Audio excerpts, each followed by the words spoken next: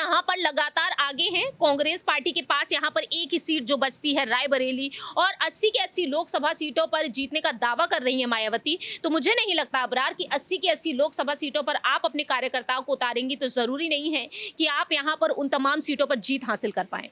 तो मायावती यहाँ पर देखा जाए अब आने वाले समय में इस गठबंधन को नहीं करना चाहती है, लेकिन चंद्रशेखर आजाद क्या वाकई में कामयाब हो पाएंगे, ये बड़ा सवाल बनता है। अखिलेश यादव जो अपने चाचा शिवपाल का भी साथ पा चुके हैं, तो सवाल यही खड़े होते हैं कि शिवपाल जो नेताजी के लिए एक पिलर रहे, क्या वह यहाँ पर उन्हें इसमें कामयाबी दिला पाएंगे या नहीं।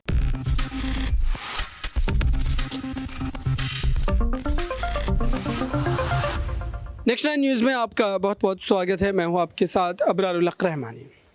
मेरे खास प्रोग्राम मुद्दा आज का में आज चर्चा करेंगे उत्तर प्रदेश की राजनीति की, और उत्तर प्रदेश में गठबंधन को लेकर के जो कई तरीके की बातें चल रही है उसको जो है समझने की कोशिश करेंगे कि आखिरकार इसमें कितनी सच्चाई है और क्या वाकई ये गठबंधन संभव हो पाएगा जो चंद्रशेखर रावण को लेकर के, मायावती को लेकर के की जा रही है, या फिर अगर चंद्रशेखर रावण के उस पक्ष की हम बात करते हैं जब चंद्रशेखर रावण ने आकाश आनंद के बहुजन समाज पार्टी में जो है एक बड़ी जिम्मेदारी मिलने पर अपनी प्रतिक्रिया को दी थी और ये कहा था कि ये जो फैसला लिया गया उस फैसले से वो कई हद तक सहमत नहीं है। एक तल्ख भरे अंदाज में उन्होंने इसका विरोध किया था।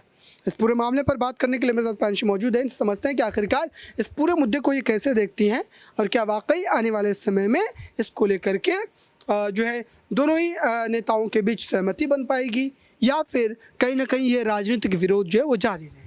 देखिए, जिस तरह से अबरार हमने देखा है कि मायावती जो साफ तौर पर कहती हुई नजर आई है कि लोकसभा चुनाव उन्हें अकेले ही लड़ने हैं, जो राजनीतिक दलों की तरफ से जो कोशिश की जा रही है, जो हमारी पार्टी के नेताओं को भटकाने की कोशिश की जा रही है, तो वह अपने राह से ना भटके तो ही अच्छा होगा, क्योंकि मायावती ये साफ कर चुकी हैं कि हम मिलजुल कर अकेले ही ये चुनाव लड़ेंगे, जो हमारी पार्टी के कार्यकर्ता हैं, जो नेता हैं।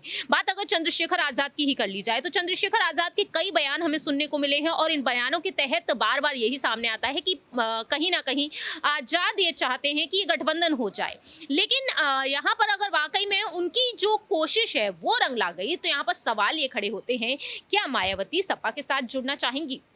क्योंकि दावे तो ये तक किए जा रहे हैं कि एक बार को मायावती कहीं ना कहीं यूपी की सियासत में गठबंधन कर सकती हैं, लेकिन इंडिया गठबंधन से शायद ही वह जुड़े। अब यहाँ पर सवाल आते हैं सपा, रालोद और एएसपी जो तीनों ही एक साथ हैं। मैनपुरी में जो उपचुनाव हुए थे उस दौरान तीनों ही एक साथ आए, और अब देखा जाए कहीं ना कहीं अगर बसपा इस गठबंधन में आ जाती है तो कई वोट बैंक को साधा जा सकता है, क्योंकि यहाँ पर देखा जाए रालोद है, आजाद समाज पार्टी से जो चंद्रशेखर आजाद है, दलित समुदाय से ये ताल्लुक रखते हैं, तो दलित वोट बैंक को ये भी साधते हुए नजर आएंगे। मायावती एक बड़ा वोट बैंक लेकर चलती हैं तो वह भी इसे साधती हुई नजर आएंगी। मुख्यमंत्री वह रह चुके हैं, तो जाहिर है कि वो तगड़ा वोट बैंक उनके पक्ष में जरूर देखने को मिलेगा। जो वर्चस्व पार्टी का धीरे धीरे कम होता हुआ नजर आया वो वर्चस्व बढ़ता हुआ नजर आ सकता है, क्योंकि यहाँ पर देखा जाए समाजवादी पार्टी भी उनके साथ रहेगी। तो समाजवादी पार्टी देखा जाए मुस्लिम और यादव वोट बैंक को संभालती है, तो यहाँ पर एक देखा जाए मायावती को फायदा ही होगा, ना कि नुकसान। लेकिन देखने वाली बात यह है कि लोकसभा चुनाव जो अकेले लड़ने की बात कह रही है, उन्हें कहीं ना कहीं यही लगता है कि सभी राजनीतिक दलों से उन्हें सिर्फ और सिर्फ एक बड़ा धोखा ही मिला है। तो मायावती यहाँ पर देखा जाए अब आने वाले समय में इस गठबंधन को नहीं करना चाहती है, लेकिन चंद्रशेखर आजाद क्या वाकई में कामयाब हो पाएंगे, ये बड़ा सवाल बनता है। बिल्कुल जो है इसको लेकर के जो इस तरीके की चर्चा होती रही है, लेकिन अगर हम देखें तो इस वक्त जिस ढंग से मायावती कहीं ना कहीं उत्तर प्रदेश में सिमटती चली जा रही हैं, उनकी पार्टी का जो विस्तार है वो ख़त्म होता चला जा रहा है, तो ऐसे में क्या एक मजबूरी उनकी हो सकती है? क्या वो मजबूरी के कारण भी इस गठबंधन को करेंगी? क्योंकि मजबूरी एक तरीके से आप कह सकते हैं कि मायावती की नज़र आ सकती है, क्योंकि चंद्रशेखर रावण तो उभरते हुए चेहरे हैं और जाहिर सी बात है कि इस समय वो अपने समाज के लिए पूरी तरीके से आवाज़ बुलंद करते नजर आते हैं। तो क्या मायावती की एक मजबूरी हो सकती है? क्या मायावती कहीं ना कहीं इस पूरे मामले पर मजबूर होकर के गठबंधन कर सकती है? क्या ये भी एक बड़ा विषय हो सकता है? क्योंकि इसको लेकर के भी राजनीतिक विश्लेषकों का ये भी कहना है कि जब बीएसपी के पास एक विधायक है तो वो भी एक तरीके से आज़ाद समाज पार्टी के बराबर ही है। ये चंद्रशेखर रावण की जैसी पार्टी की स्थिति है, वैसे ही जो बीएसपी की स्थिति, भले ही बीएसपी सत्ता में रही हो, तो इसको कैसे दें?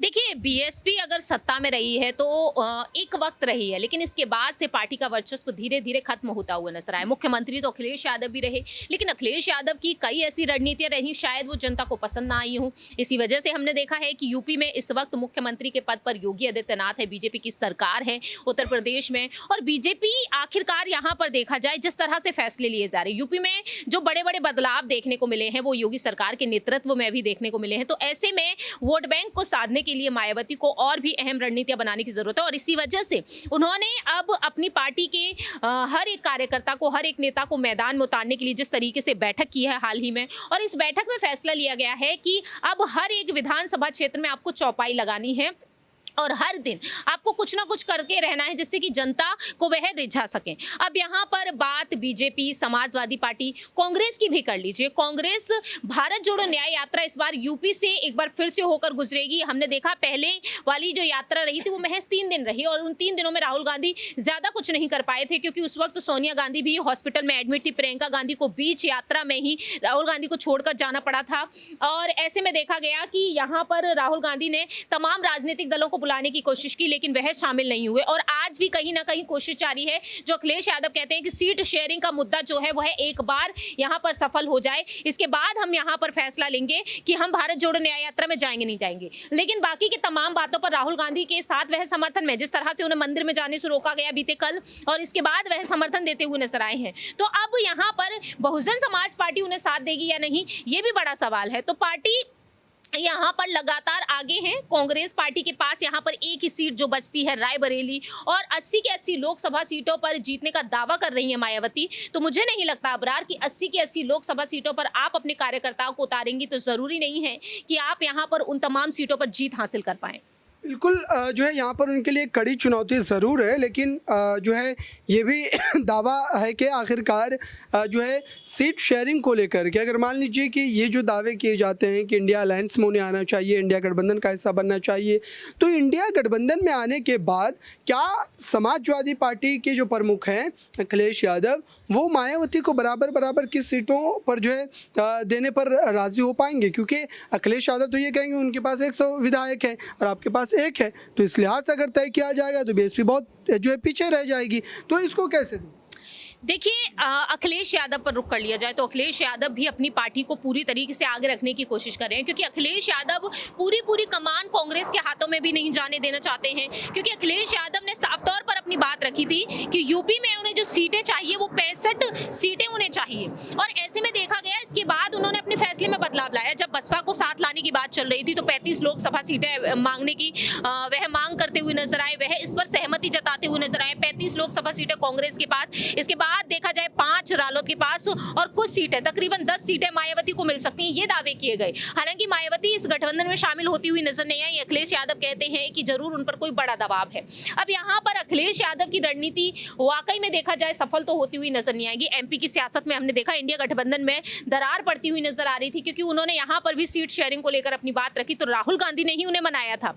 अब देखने वाली बात यह होगी कि अखिलेश यादव 35 लोकसभा सीटों पर भी अगर सहमति जताते हैं तो क्या 35 लोकसभा सीटें उनके खेमे में आ पाएंगी? क्योंकि 80 लोकसभा सीटों की यहाँ पर बात है, और यूपी की सियासत से दिल्ली की सियासत का दरवाजा खुल जाता है।